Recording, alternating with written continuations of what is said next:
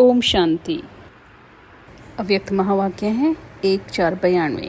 बाबा ने कहा, आज बाप दादा अपने स्नेही भावना मूर्त आत्माओं और ज्ञान स्वरूप योगी आत्माओं को देख रहे हैं। दोनों प्रकार की आत्माएं बाप को प्रिय हैं और दोनों ही बाप से अपने अपने यथा स्नेह और भावना प्रमाण प्रत्यक्ष वर्षे के अधिकारी हैं।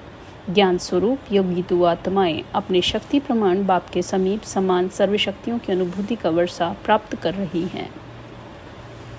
दोनों ही प्राप्ति स्वरूप हैं, लेकिन दोनों की प्राप्ति में अंतर है। स्नेह और भावना मूर्त बच्चे सदा भावना के कारण याद में रहते हैं, बाप से प्यार का अनुभव करते हैं, शक्ति का भी अनुभव भावना के फल के स्वरूप में करते हैं, लेकिन सदा और सर्व शक्तियाँ अनुभव नहीं करते। ज्ञान स्वरूप योगी तो आत्माएं सदा सर्व शक्तियों की अनुभूति द्वारा सहज विजयी बनने का विशेष अनुभव करती हैं, समानता का अनुभव करती हैं। तो दोनों प्रकार के बच्चे वृद्धि को प्राप्त कर रहे हैं। सदा अचल अटल स्थिति का अनुभव योगी तो आत्माएं ही करती हैं।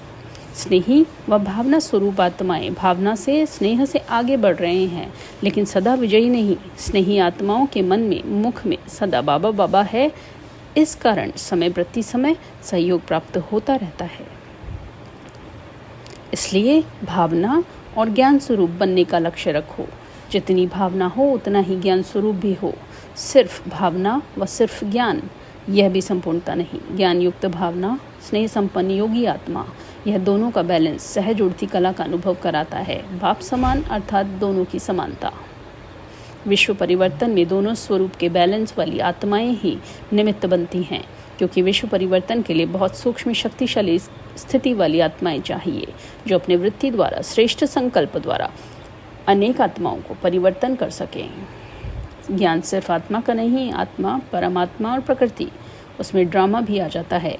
तीनों का ज्ञान चाहिए। स्थान का, व्यक्ति का, स्थिति, तीनों का ज्ञान रखो। ज्ञान स्वरूप माना दूरांदेशी, त्रिकालदर्शी, तीनों का ज्ञान अगर स्पष्ट है तो सफलता मिलती है। ज्ञान का अर्थ है समझ। अपनी स्थिति को भी समझो, अपने शरीर को भी समझो। आत्मा की स्थिति, शरीर की स्थिति, वायुमंडल का सब ज्ञान बुद्धि में है तो नॉलेजफुल हैं। इसलिए सिर्फ भावना पर राजी नहीं हो जाओ। ओम शांति।